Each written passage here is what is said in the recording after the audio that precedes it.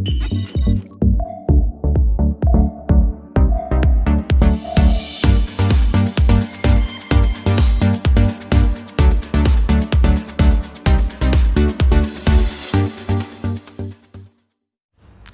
there and welcome back to Epic English Tutorials once again, and in today's video I'll be sharing some tips and tricks regarding the IELTS speaking module, and to be very specific, I'll be highlighting some extremely important points regarding IELTS vocabulary.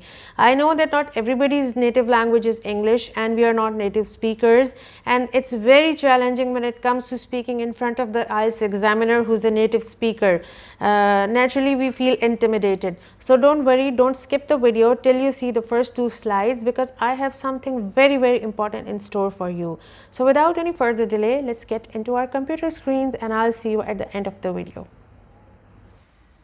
Okay, so what do we have in this video for you today?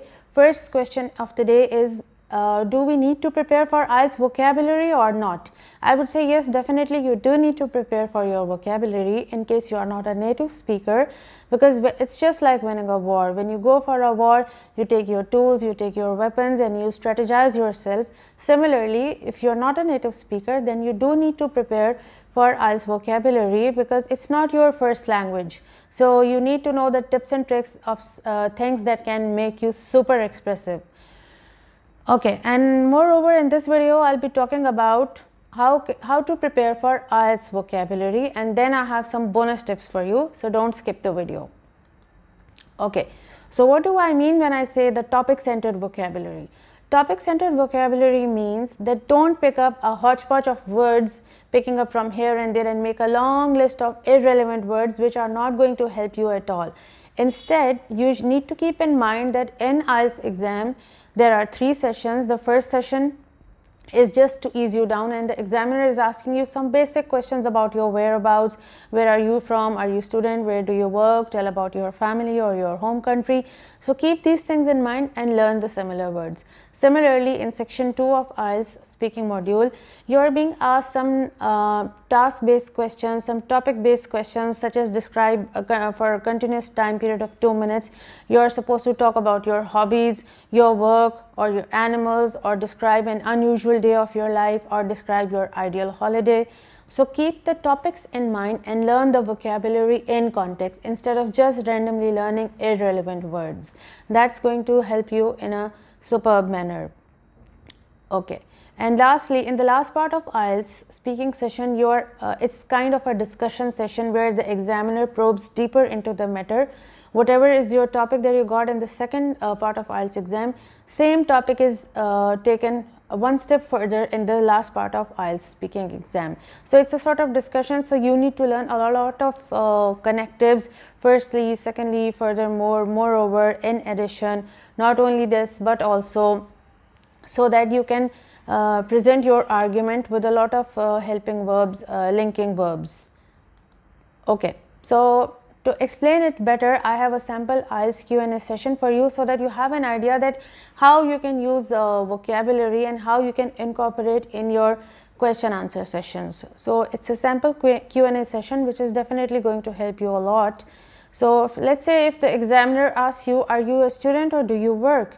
So in case you are a student, so you can say, yes, I'm a student and currently I'm doing a professional diploma from Abu Dhabi University. You can replace the words with your university or your school or college where you are studying, but a good word to use in your answer is currently. Instead of currently, you can also say, and presently I'm studying here, or at present I'm working here, whatever is your company's name. So if you are a student, you can say currently I'm studying here. If you are working somewhere, you can say currently I'm working in one of the well-known companies of America or Pakistan or whatever your country is. This is how you can use the word currently, and in case you want to look for more synonyms, just go to dictionary.com, click thesaurus over there, type this word and you can see a lot of options, and try practicing those options in a variety of sentences. So the next question that the examiner might ask you is that what do you like about your work or studies? So you can say that, well, there are plenty of things that I like. So instead of saying, yes, I like one thing about my work, you can say there are plenty of things that I like about my work, but that I find awesome about my job. You can also say that I find picture perfect about my job, or which are adorable, which make my job adorable. You can say the most dominant amongst them is the interaction with my friends and teachers at the university.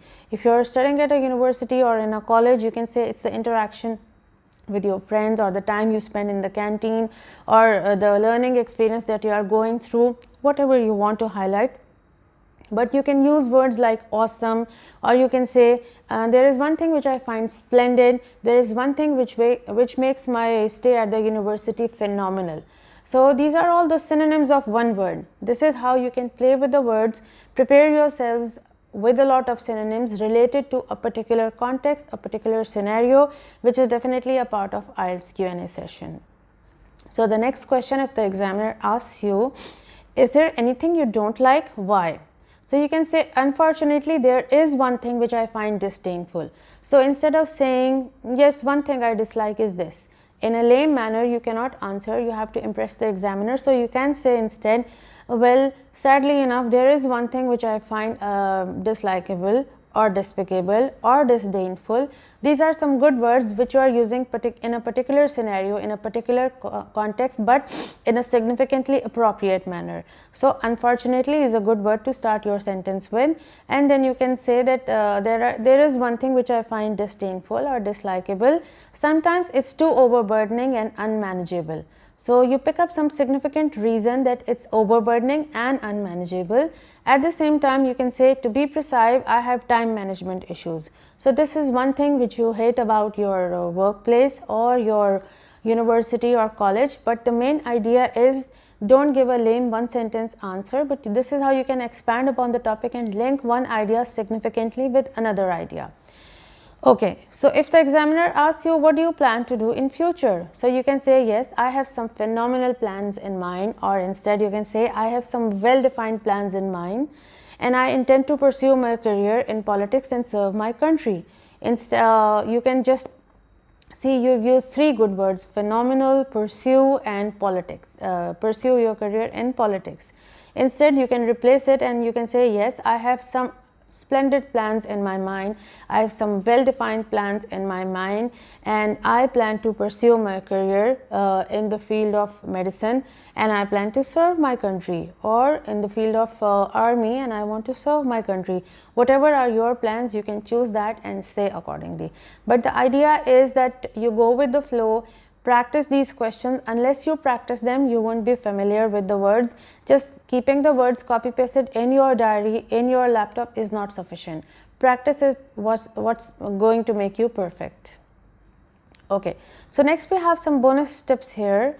The first bonus tip is that you should learn contextual vocabulary, topic-centered vocabulary. For instance, there are some particular topics which are a part of IELTS exam, such as family, workplace, hobbies, or your memorable destination, memorable vacation, or your favorite tourist destination, or your favorite possession.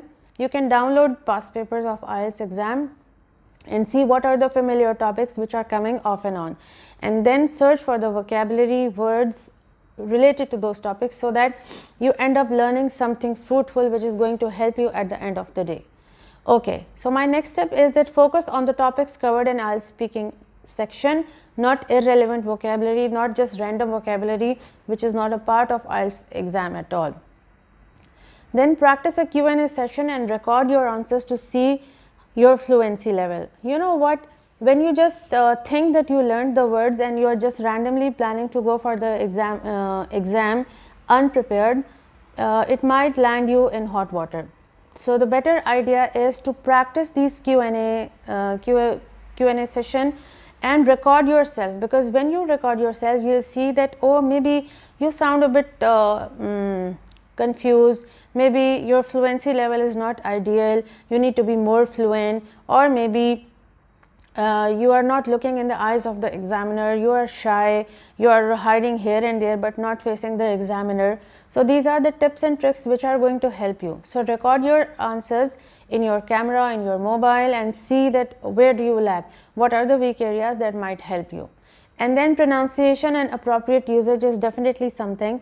So you can look for the words that you are learning. Not only learning them is enough, not only knowing their meaning is enough, their pronunciation is also something which matters. For example, there are some words where H is silent. I've seen people saying that the HM is calling you. It's not the HM, it's the HM. It's the headmistress.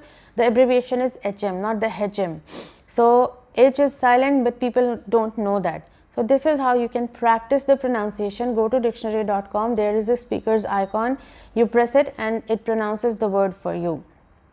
Okay. Evaluate your performance and reinforce ideas to improve more. I told you before that learning is not enough. You have to evaluate your performance. Just record your answers and see whether you lack in fluency, whether you lack in flexibility of the usage. What are your weak areas? Are you not using them in the proper context? And then work on them further. My next step is make sure to check your retention of the learnt words. Make a list of the newly learnt words and use those words in your daily conversation, because practice makes a man perfect. Unless you haven't practiced them, it's going to be of no use if you haven't practiced them. Write those words and how you can use them. Maybe you're recalling an event to describe it, or if you don't want to recall an event, you can review a recent drama that you watched. For instance, you can say that, oh, it was a nerve-wracking experience for me watching that horrible drama. It was a sheer wastage of time.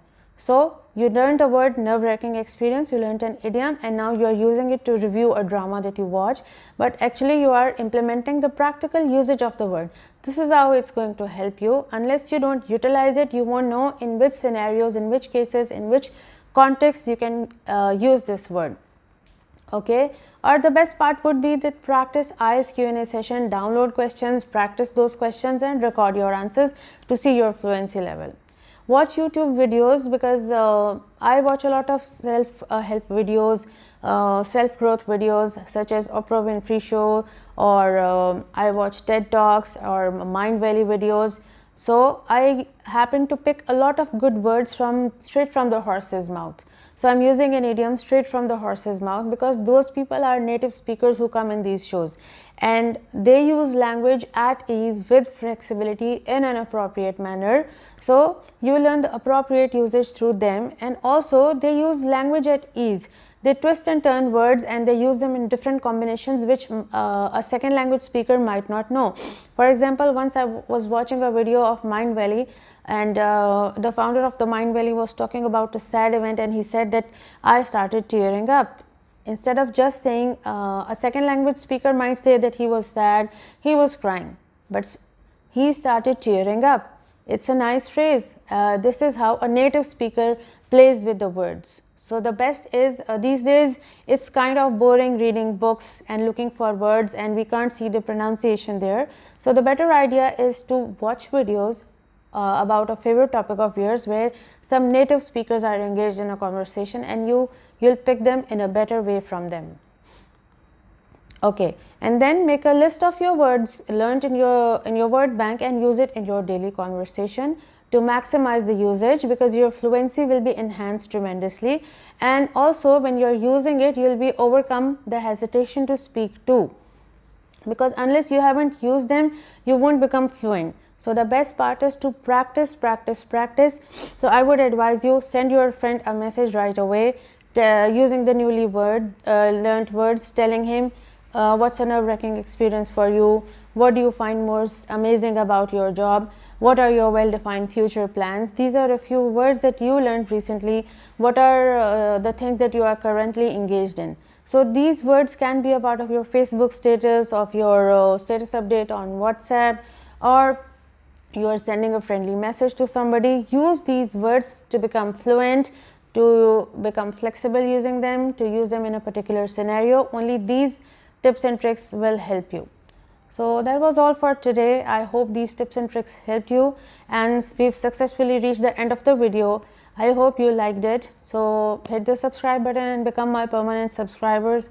If you want more information on IELTS or something else related to English, let me know in the comment section what's the area of IELTS that you're struggling with, and I'll definitely help you, and share it with your friends as well, and I'll meet you in my next video. Till then, you take care of yourselves. Bye.